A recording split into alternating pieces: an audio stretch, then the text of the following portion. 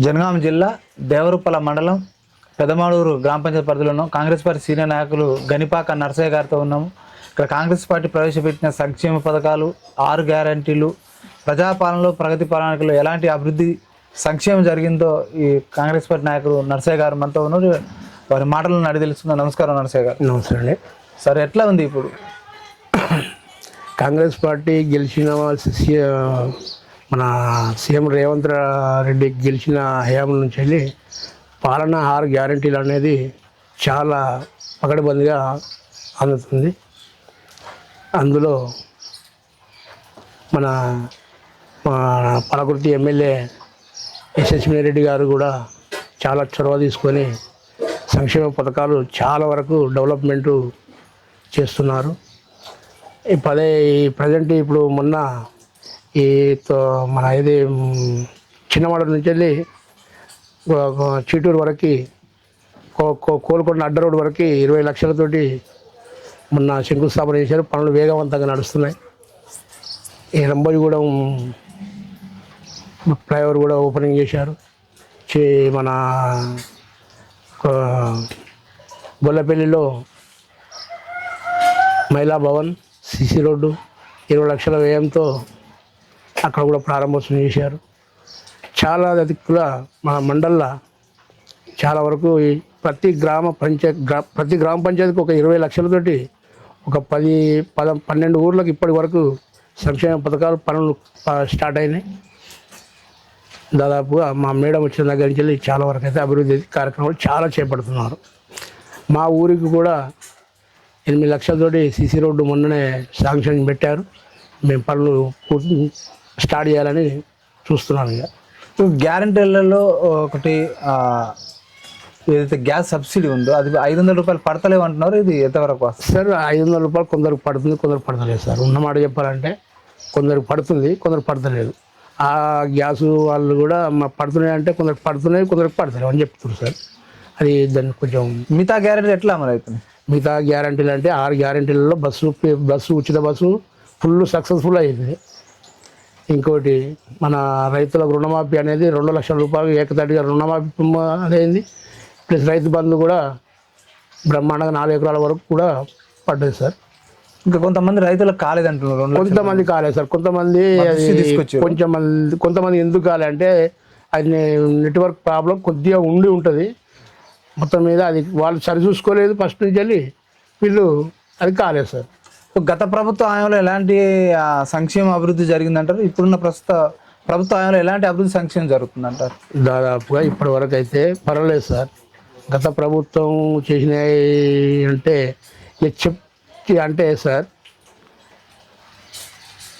జనాన్ని దోసుకొని అయితే వాళ్ళ పొట్టనింపు సార్. ఇప్పుడు మా కాంగ్రెస్ ప్రభుత్వం వచ్చిన దగ్గర నుంచి వెళ్ళి జనం కోసం పోరాడుతుంది సార్. ఇది చెప్పదగిన విషయం. ఇది గత మాజీ మంత్రి సార్ ఎర్రబెల్లి దయాకర్ రావు గారి ఆధ్వర్యంలో ఎలాంటి అభివృద్ధి జరిగింది? ఇప్పుడు యశస్విని రెడ్డి గారి సారథ్యంలో ఎలాంటి అభివృద్ధి కొనసాగుతుంది అంటారు? ఎర్రబెల్లి దయాకర్ ఉన్నప్పుడు కూడా సంక్షేమ పథకాలు అనేవి సిసి రోడ్లు మామూలుగా సిసి రోడ్లు ఎమ్మెల్యే ఉన్నాడు కాబట్టి సిసి రోడ్లు కంపల్సరీ వేయాల్సిందే. దాదాపుగా పెద్ద ఊరికి పెద్ద మొత్తంలో అయితే ఆయన చేసింది ఏమి లేదు. కాకపోతే ఇప్పుడు మా మేడం ఏం చేస్తుందంటే దాదాపుగా కొన్ని సంక్షేమ పథకాలు కొన్ని స్కూళ్ళు, కొన్ని భవనాలు ఇలాంటివి చేపడుతున్నారు. ఇక్కడ గ్రామ స్థాయిలో కాంగ్రెస్ పార్టీ కార్యకర్తలకు కావచ్చు, నాయకులకు కావచ్చు ఎలాంటి ప్రాధాన్యత దక్కుతుంది? ఎమ్మెల్యే గారి సహాయ సహకారాలు ఏ విధంగా ఉన్నాయంటారు? ఎమ్మెల్యే సహాయ సహకారం అంటే మామూలుగా కంటి రెప్పలా కాపాడుకుంటుంది. ప్రతి విషయంలో మా ఎమ్మెల్యే గారు ప్రతి విషయంలో కార్యకర్తలకి ఆపద వచ్చినా వచ్చి అరుచుకుంటున్నారు సార్.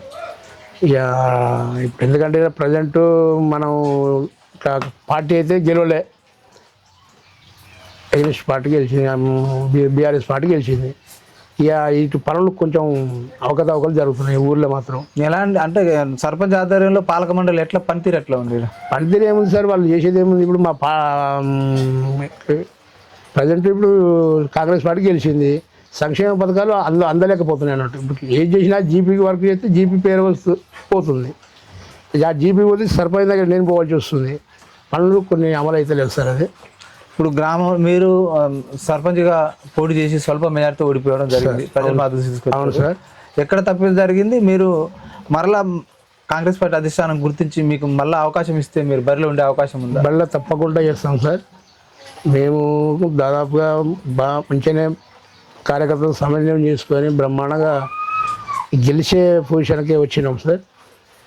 అందులో కొంచెం తప్పిదాలు కార్యకర్తల వల్ల జరగడం వల్ల కొంచెం స్వల్పంగా ఓడిపోవడం జరిగింది. సరే మరలా మాకు మా మేడం గారు కనుకరించి మాకు ఒకవేళ ఇస్తే కనుక మళ్ళీ బరిలో నిలబడతాం. తప్పకుండా గెలిపించుకొని మా ఊరిని అభివృద్ధి ఏందో అనేది మేము తప్పకుండా చూపించదలుచుకున్నాం. కానీ పోయినసారే గెలిచేది ఉంటే ఇప్పటివరకు మా ఊరు డెవలప్మెంట్ ఎలా ఉంటుందో చూపించేవాడిని. మా మేడం ఎట్లా ఉంటుందో మా మేడం పట్టుకొని చేసేవాడిని. కానీ ఇప్పుడు ఏం చేయలేకుండా చేతులు కట్టేసినట్టు అయిపోయింది నాకు. దానివల్ల కొంచెం నిర్లక్ష్యం ఉంటున్నాం సార్.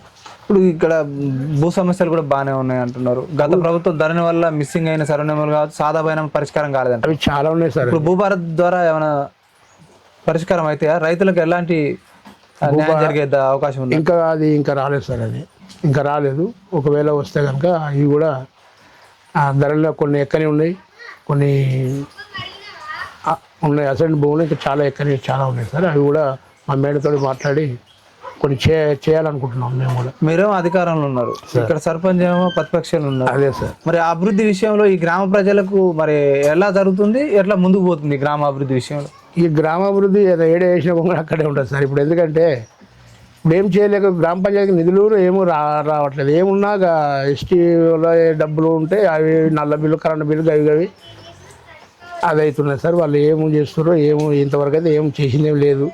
వాళ్ళు గెలిచిన కంచెలు అయితే ఏం అభివృద్ధి పనులు అయితే ఏం లేదు. ఏమున్నా కానీ సిబ్బందితో బజార్లు సాఫ్ చేసుడు, వాటరు, వాటర్ సోర్స్ గవి అప్పుడు చేసిన ప్రభుత్వమే ఆ వాటర్ గురించి అయితే బ్రహ్మాండంగా అందుతుంది. అంతేగాని వాళ్ళు చేసింది అయితే ఇప్పటివరకు అయితే ఏం లేదు సార్. టీఆర్ఎస్ సర్పంచ్ గెలిచిన కంచెలు అయితే ఏం చేసింది అయితే ఏం లేదు. ఇక్కడ అంటే బీఆర్ఎస్ ఇక్కడ ప్రతిపక్ష నాయకులు అంటే బీఆర్ఎస్ పార్టీ గెలిచిరు కదా. అవును సార్. ప్రతిపక్షాల్లో ఉన్నారు వాళ్ళు. అవును సార్. ఇప్పుడు అధికార పక్షం మీది నిధుల విషయంలో మా మీద వివక్ష చూపుతుంది, నిధులు ఇస్తలేదు రాష్ట్ర ప్రభుత్వం అంటారు. ఇది ఎంతవరకు వాస్తవం? ఇక్కడ అభివృద్ధికి ఎమ్మెల్యే గారి సహకారం కావచ్చు, ప్రభుత్వ సహకారం లేదంటారా? ఎమ్మెల్యే నిధులు ఇవ్వలేదు అనేది ఏం లేదు సార్. నిధులు ఇస్తుంది మా మేడం. దాదాపుగా ఇప్పుడు ఒక రెండు కోట్లు పట్టుకొచ్చింది సార్. 2 కోట్లు పట్టుకొచ్చి ఊరికి 20 లక్షలు 30 లక్షలు ఇట్లా సీసీ రోడ్లే అనుకో, మహిళా భవన్లే అనుకో, సీసీ రోడ్లే అనుకో, అభివృద్ధి లేని దగ్గర ఖచ్చితంగా అభివృద్ధి కార్యక్రమాలు చేపడుతున్నాం సార్. మీరు ఒక సీనియర్ నాయకుడిగా సార్, స్వల్ప మెజారిటీ ఓడిపోయిన ఒక సర్పంచ్ అభ్యర్థిగా సార్, కాంగ్రెస్ కార్యకర్తలు ఎలాంటి న్యాయం జరుగుతుంది, భవిష్యత్తులో మీ ప్రణాళిక ఏ విధంగా ఉండబోతుంది అంటారు? చూస్తాం సార్. వీళ్ళని బట్టి మాకు ఎట్లా జరగబోతుందంటే మా మేడం ఇప్పటివరకు మాకు అభివృద్ధి కార్యక్రమాలకు కొన్ని నిధులు కేటాయించింది. దాన్ని బట్టి ఇంకా కొంతవరకు మెరుగైన వ్యవస్థ తీసుకురావాలని నా ఆలోచన సార్. ఇప్పుడు మాకు ఒక 18 ఇండ్లు 22 ఇండ్లు వచ్చినాయి సార్ మాకు ఇందిరమ్మ ఇండ్లు.